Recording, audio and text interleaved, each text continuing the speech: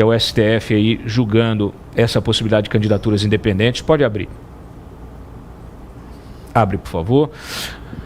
Vamos primeiro contextualizar. Está aí, ó.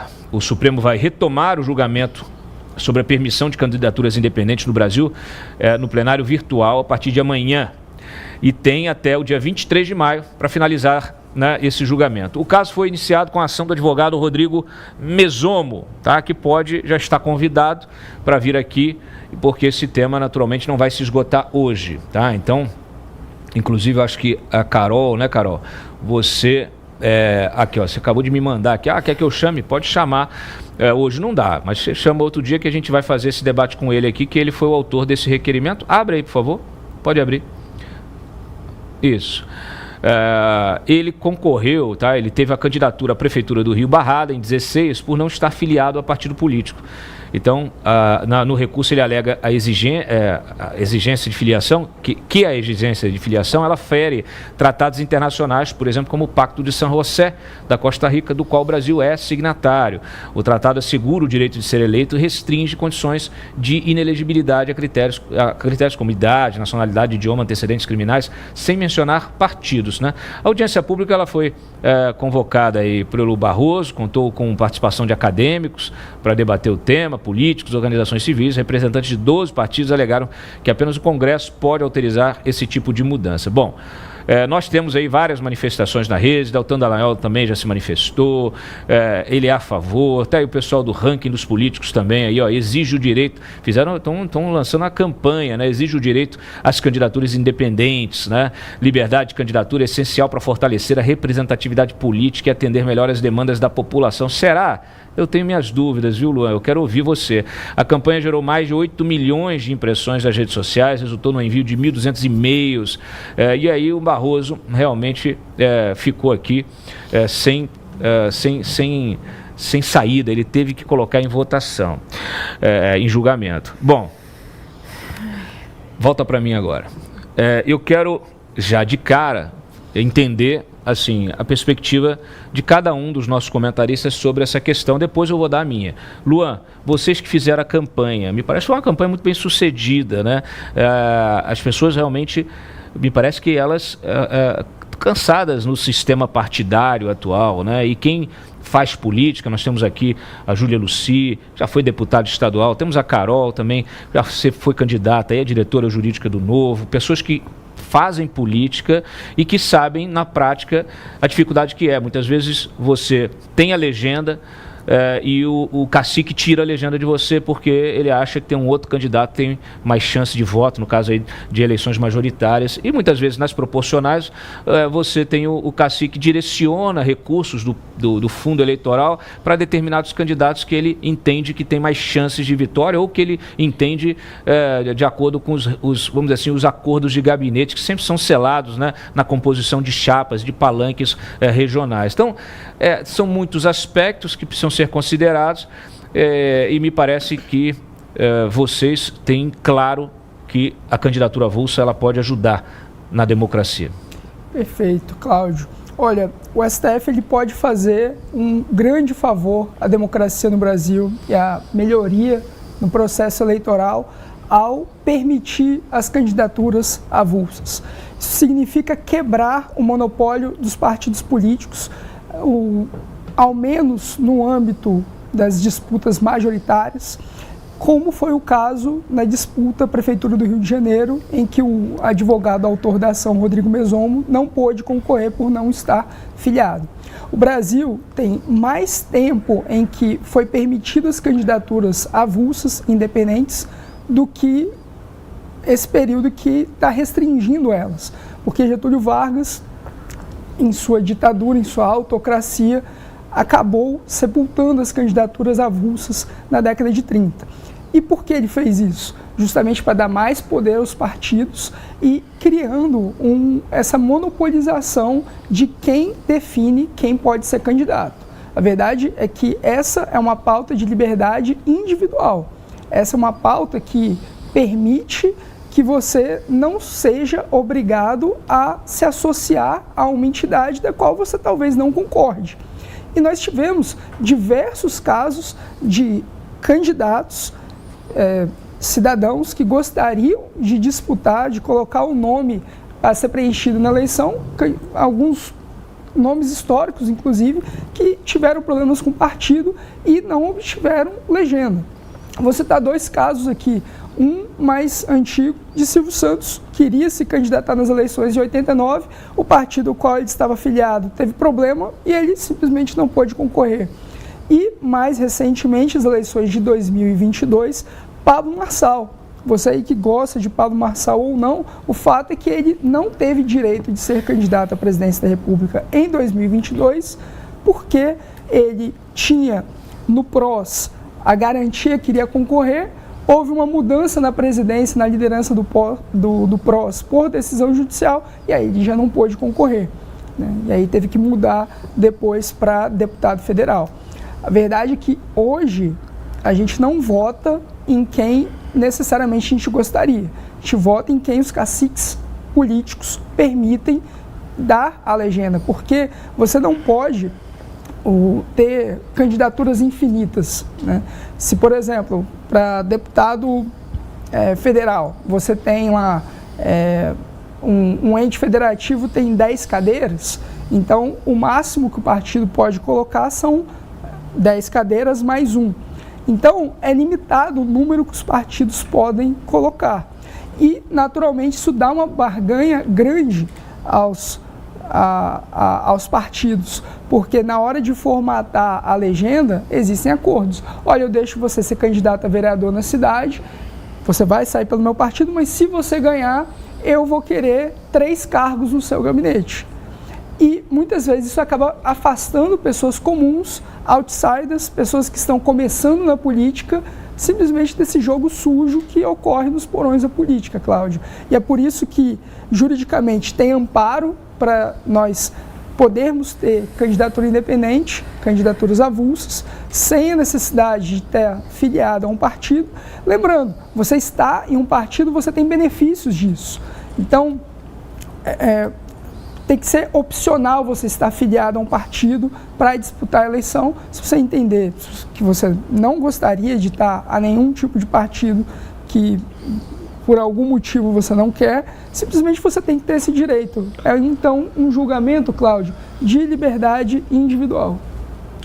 Olha, eu concordo, mas discordo de você, porque é o seguinte, eu acho que a gente tem que considerar várias questões aí, tá?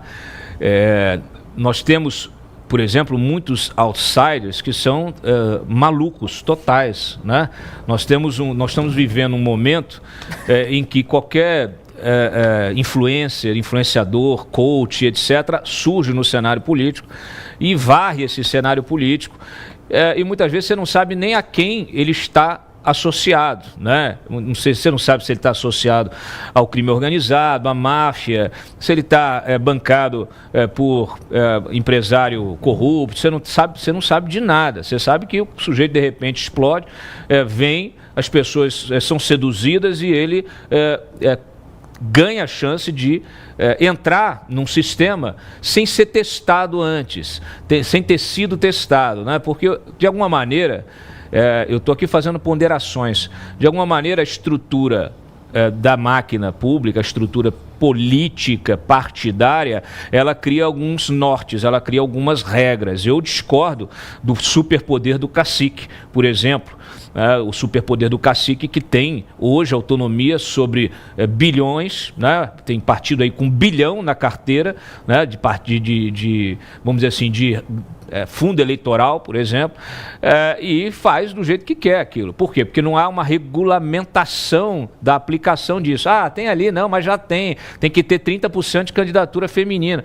Aí são coisas que vão surgindo, né? Tem que ter quilombola, tem que ter não sei o quê. São coisas que vão surgindo, mas que no final das contas, às vezes, são regras que elas não consideram a realidade política, a gente já debateu isso outras vezes aqui, e criam problemas em vez de soluções.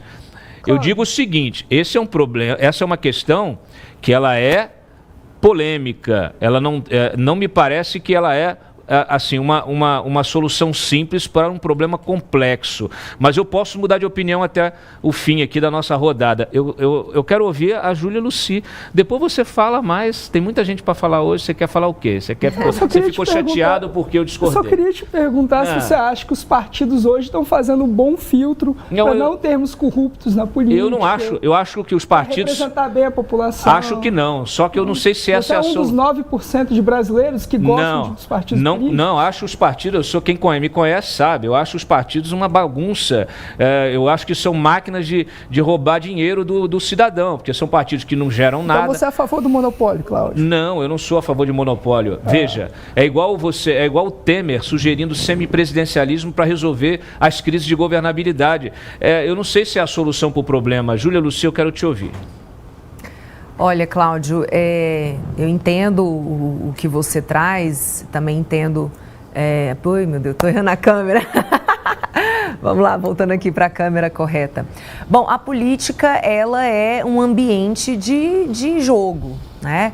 Eu vejo muitas políticas, muitas pessoas que inclusive já foram candidatas, muitas vezes condenando a dinâmica da política, criminalizando a dinâmica da política, como se a política não fosse exatamente essa arena em que opiniões divergentes se encontram e que negociações precisam ser feitas para você chegar a soluções que atendem a problemas públicos. Então, é importante a gente falar isso. Se você não quiser jogar o jogo da política, sequer tente ser candidato, tá certo? Porque você sempre vai ter que fazer concessões, você sempre vai ter que negociar, você vai ter que conversar com pessoas que você detesta, você vai ter que pedir apoio, você vai ter que pedir voto de colegas que você sabe que é bandido. Mas você precisa do voto dele, porque ele teve a mesma legitimidade que um político honesto. Foi o povo que escolheu. Então a política é uma arena e quem não quer jogar, quem quer ficar fazendo videozinho de lacração, quem quer ficar aparecendo e muitas vezes levantando aí um suposto monopólio das virtudes, não deveria querer entrar na política. Eu preciso trazer essa ponderação aqui, porque política é um ambiente para pessoas pragmáticas. E isso não se confunde de você fazer parte de esquemas de corrupção. São coisas bem diferentes, tá certo? É possível uma pessoa honesta entrar na política, permanecer honesta e sair honesta, tá certo? Isso é real e isso acontece. Agora, quem não gosta de conversar, de negociar e de defender o seu ponto de vista, porque muitas vezes se sente melhor, o bonzão, realmente não deveria querer entrar na política. Que fique no papel de influenciador, enfim. Sobre a obrigatoriedade de vinculação a partido. Eu também acho que essa obrigatoriedade deveria sim ser rompida, tá certo? O povo, eu acho que no final das contas é o povo que tem que decidir quem vai ser eleito ou não. Se a gente coloca essa possibilidade de candidatura necessariamente vinculada a um partido, como é hoje, ou então inclusive da própria autorização do Poder Judiciário, você acaba abrindo possibilidades de tirar do jogo político, da disputa eleitoral, pessoas que o povo quer ver eleito. No caso dos Estados Unidos, por exemplo, a Constituição americana garantiu, mesmo a quem fosse condenado, o direito de concorrer. Esse foi o caso do Trump. Ele concorreu mesmo condenado, tá certo? E quem pôde avaliar minimamente o processo que deu a condenação para o Trump, viu que o processo teve uma série de falhas. Porque a Justiça dos Estados Unidos queria, sim, tirar o Trump da jogada. Assim como a gente vê acontecer no caso do presidente Bolsonaro. Hoje, o presidente Bolsonaro, ele está inelegível porque ele se reuniu com embaixadores. Uma das coisas mais bizarras que poderia acontecer, que poderia dar aso à inelegibilidade de uma pessoa por ter se reunido com embaixadores. Então, eu acho que nós temos que tomar cuidado com a restrição da possibilidade de uma pessoa ser candidata. Eu acho que é o povo que tem que fazer esse juízo de valor e que tem que decidir votar. Também acho, infelizmente, tá, que nós temos hoje pessoas péssimas, pessoas que surfaram na onda das redes sociais, que não têm preparo nenhum para a vida política. A vida política, O povo deveria selecionar pessoas que se prepararam para estar na vida política, que entendem de direito administrativo, de direito constitucional, de economia, que sabem se portar, que sabem negociar. É isso um bom político, é isso que um bom político faz. E não uma pessoa que pega um vídeo e fica xingando as outras, pega o celular e fica xingando as outras. Esse tipo de político não constrói nada, não constrói nenhum projeto, não aprova nenhum projeto, porque só cria inimizade. Repito, o jogo político é para quem quer jogar. Não é todo mundo que deveria querer se colocar nesse papel. E quando você tem um mandato, Cláudio, para concluir, você precisa se colocar em último lugar. Em primeiro lugar é o seu eleitor. E é muito sério isso. A gente tem um problema de moralidade, né? A gente tem um problema de uma sociedade idiotizada, amoral, imoral, e muitas vezes é representada por essa gente, né? Você citou várias coisas aí, Júlia, porque o TSE, né? O TSE fazendo isso, fazendo aquilo. A gente tem um problema hoje da justiça eleitoral, com vamos dizer assim, com mais poderes do que deveria, né? Aliás, tudo errado, né? A gente deveria ter a justiça eleitoral separada da organização, da administração eleitoral. São coisas que a gente precisa cuidar, eu acho que de forma urgente, né? Não é possível a justiça eleitoral ela julgar ela mesma. Ela nunca vai dizer que ela é culpada. Sim. Então, assim, e hoje nós temos uma justiça eleitoral que ela é composta por ministros que se tornaram agentes políticos alinhados a um espectro ideológico e que fazem da sua função uma máquina de perseguição eleitoral. Então, assim, caçando mandatos por questões ridículas. Você mencionou aí a audiência com os embaixadores. Nós temos várias outras. Nós temos o próprio deputado Francisquini, foi caçado porque fez ali uma live denunciando que tinha uma denúncia, né, relatando uma denúncia de problemas numa urna, numa sessão eleitoral, e foi cassado. Isso aí, claro, foi utilizado justamente como preâmbulo, né, como precedente para poder fazer a mesma coisa que fizeram com Deltan Dallagnol, por exemplo, foi cassado por um crime que nunca cometeu. Então, assim, não é um problema de lei, nós hoje não temos um problema legal, nós temos pessoas corretas, que conseguem se filiar, que conseguem fazer o seu trabalho muitas vezes independente do partido, que conseguem se projetar politicamente, que só conseguem se projetar profissionalmente e que são podadas pelo poder do judiciário, pela caneta. A gente discutiu aqui semanas atrás, Luan e Júlia, Ari e Carol, o Código Eleitoral, que simplesmente cria uma quarentena de 4 anos para policiais, procuradores, juízes, quem quiser, quem estiver fazendo o seu trabalho bem. Se essa pessoa é reconhecida por isso, se ela resolve ir para a política, ela tem que sair da sua carreira, abandonar o serviço público, ficar 4 anos pedindo esmola na praça, né? Ou vivendo de palestra, ou qualquer outra coisa, dando aula, e dali a 4 anos ela tem que bater na porta de um partido para ver se ela consegue legenda. Isso é uma estupidez, isso aí é a mesma coisa que caçar o direito político. Aliás, eu sei essa ideia de onde veio, porque o Dias Toffoli chegou a propor 8 anos, que é a mesma coisa que a ficha limpa prevê como punição para corrupto, para ficha suja. Então, assim, essa gente está enlouquecida. Por quê? Porque justamente não conseguem lidar, muitas vezes, com representantes que vêm rachando com o sistema, né? Não conseguem lidar com contestação, não conseguem lidar com uma massa que cada vez está mais insatisfeita com essa máquina de regalias e privilégios que é bancada pelo cidadão comum. Carol Esponza, quero te ouvir. Cláudio, tenho vários pontos para falar disso. Inclusive, eu já fiz várias reuniões com o Mesomo, porque o Partido Novo apoia institucionalmente as candidaturas avulsas há muito tempo. A gente apoiou o Mesomo desde o início, né? Que é esse advogado aí que entrou com essa ação no Supremo que vai então ser julgada. Então, deixa eu só fazer um contexto antes de entrar na questão da candidatura avulsa, que é para as pessoas entenderem como é que você elege alguém no Brasil.